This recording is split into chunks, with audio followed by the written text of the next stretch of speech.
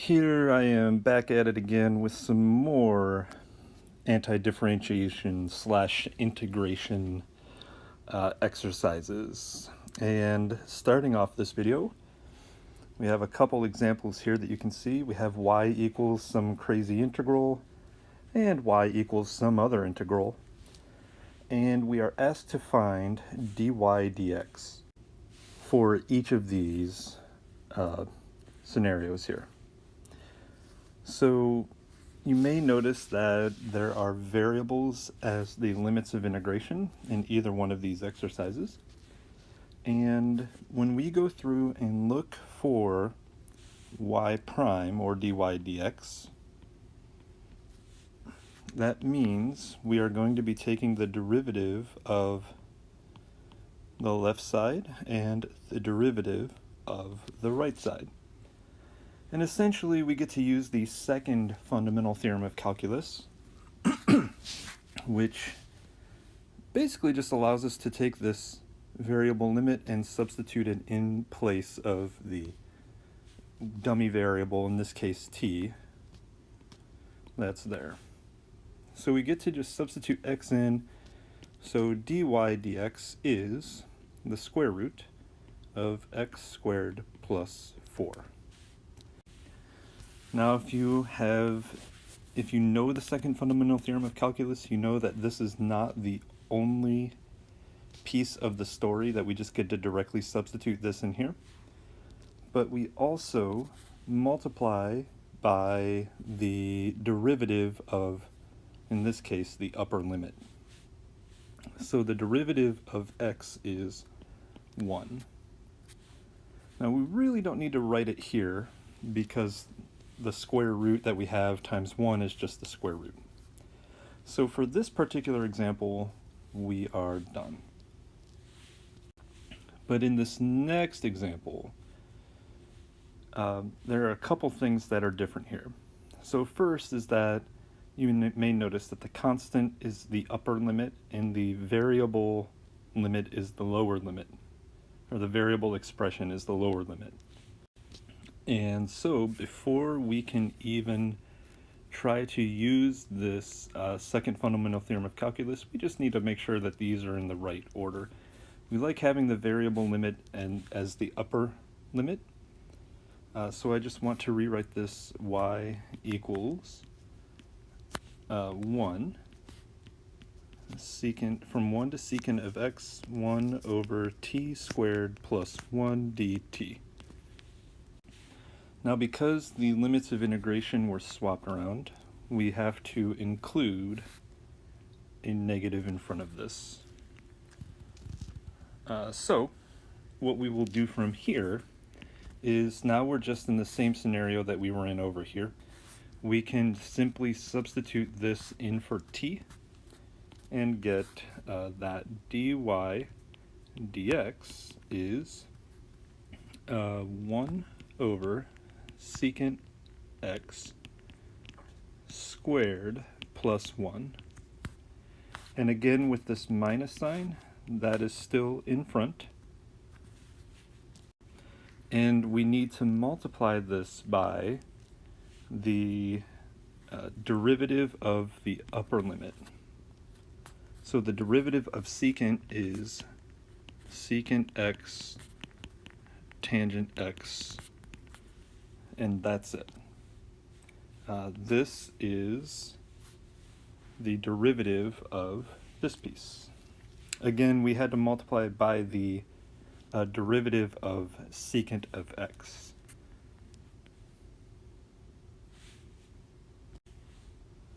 On this slide, we start talking about limits as n approaches infinity of some giant sum. Over here, a different sum. And when you learn about these limits the first time, you use these limits that at least with the summation, that you sum up just this expression right here, and that gives you the it gives you an approximate area under a curve, so between the curve and the x-axis. And then we start talking about having more rectangles to estimate this area. The more rectangles you have, the better the estimate. And so if we say let n, the number of rectangles, go off to infinity, we will have an exact area. So that's all we're doing here is we're finding a limit, and essentially we're finding some exact area of some function that we don't know in either of these cases. So without further ado, I first need to just concentrate on finding the sum, and then we will come back and find the limit of that sum at the end. So the sum, as I goes from 1 to n of 38i over n, is the same thing as the sum of 38 over n. I goes from 1 to n of I. So we can factor out this 38 over n because n is just some number, some constant. We can factor out a constant. 38 is a constant over n. So we just pull it out to the front of the summation, and then we just use the summation formula for I as being n times n plus 1 over 2. So we have 38 over n. The summation of I, as it goes from 1 to n, is n times n plus 1 over 2.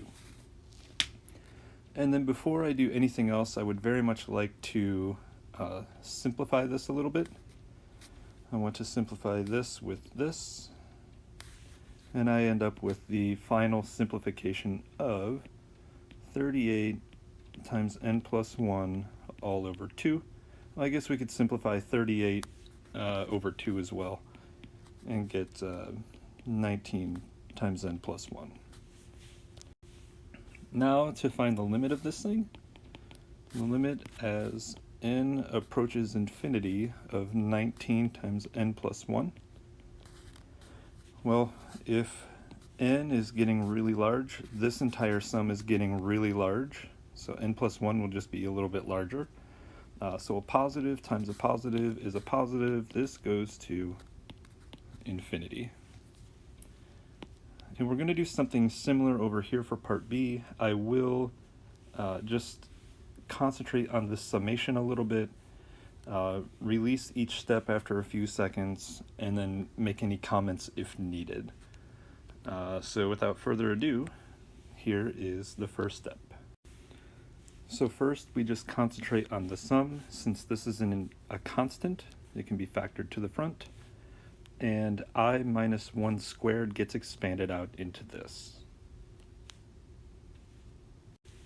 The next step here, the summation gets broken up into each term. So the sum of I squared minus 2, it's a constant, so I can factor it out. 2 times the sum of I plus the sum of 1. All of these sums are ranging when I equals 1 to n. Here. The next step will be to compute these sums, these three sums, and that'll look like this. Alright, here's the summation of I squared, and you just use the sum formula here. The summation of I is n times n plus 1 over 2, just like it was over here, times 2, because that constant multiplier in the front, plus n. The sum of a constant 1 is n. Next step, I want to distribute this 7 over n cubed to each term and do as much simplifying as I can. And before I even distribute that, I want to simplify this with this here. And then I will come back and distribute this to all three terms. So this is what it looks like distributed out. It looks like here I can cancel 1n with this and have an n squared left in the bottom. Same thing over here. Be left with an n squared in the bottom. And I think what else will happen here, just so we can get a good idea as to what this limit will be, I want to distribute all of this out for the next step. And then I will multiply whatever I get here by n. And that way we can get some idea as to what the heck is going on with this limit as n approaches infinity. So here's what this looks like multiplied out. And as a matter of fact, if we take the limit as n approaches infinity, because the degree is bigger on the bottom here than it will be on the top, this one will go to 0. Same thing with this last term, this will go to 0. So we really just need to worry about distributing the 7 through and finding the limit as n approaches infinity of 14n cubed plus 21n squared plus 7n all over 6n cubed. And since the degrees here match, we just take the ratio of the leading coefficients, 14 over 6, which simplifies to 7 over 3. And there's the answer for the limit of given here for part B. On this slide, you can see a couple examples here, and they're both getting at the same thing. We're trying to find the area below a curve and above the x-axis between two different x lines. So essentially what's happening here, if I want to draw a picture first, it'll look something like this. So we have this graph. This is the x-axis, this is the y-axis. We have this graph doing something like this. And this is the line y equals 2x plus 1, right? Y-intercept of 1, slope of positive 2. So we want to find the area bounded by these particular lines, I guess, between this line here that I just graphed and the x-axis, and the lines x equals 0, which is a vertical line right here, and x equals 3, which is a vertical line right here. So there's 0, there's 3. The x-axis is technically y equals 0, and then the other line here was that y equals 2x plus 1. So we're looking for the area that's enclosed by all of these lines, so this area right here.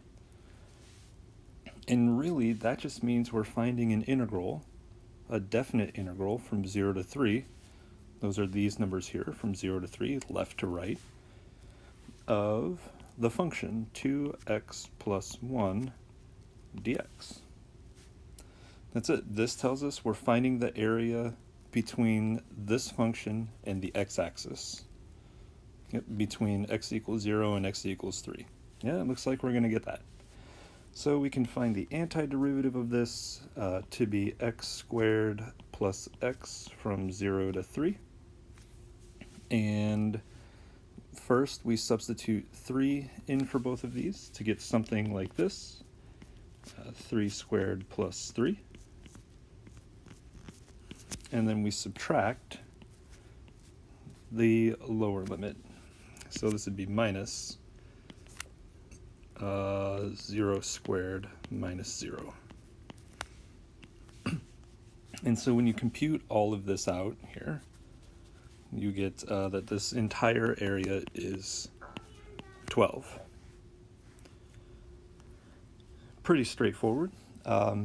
Go ahead and pause the video, try this one for yourself. You should get the same answer we got right here. So as you go through and do this, hopefully you arrive at the answer of 12. Here in a few seconds I will bring up the entire solution and just walk through it really quickly.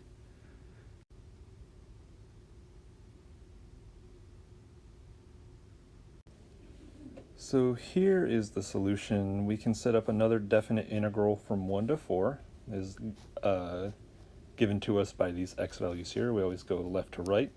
That's bottom to top, 1 to 4. Of this function, minus 2x plus 9, we find the antiderivative of that is here, negative x squared plus 9x. Substitute 4 in the upper limit, get something like this. Substitute 1 in the bottom limit, and we will take that away. So this is 20 minus 8 equals 12.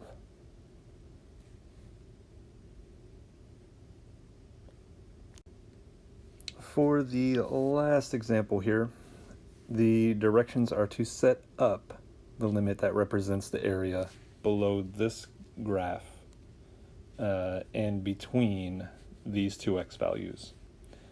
So from the previous slide, we could set up an integral very easily for this. We could say the definite integral from -1 to 2 of 4 minus x squared dx. And we could actually go through and find the area, which, if you're interested, will equal 7.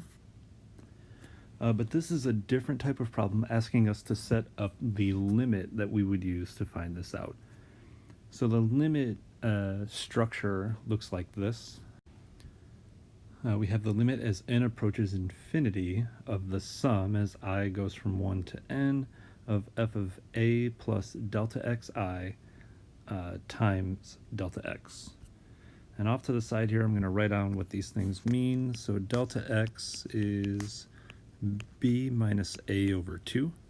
And b and a are the upper and lower limits here. So this would be b, this would be a.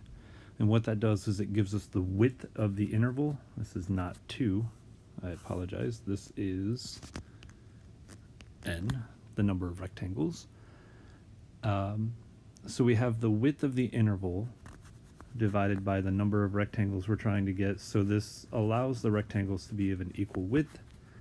And I already mentioned a is the lower limit here, or the left-hand limit here. Either way is the same thing. So we just have to substitute these values in, and we have our limit. So this should be the limit as n approaches infinity of the sum as I goes from 1 to n of f of -2 plus 3 over ni times 3 over n. And there is the limit setup for this particular function.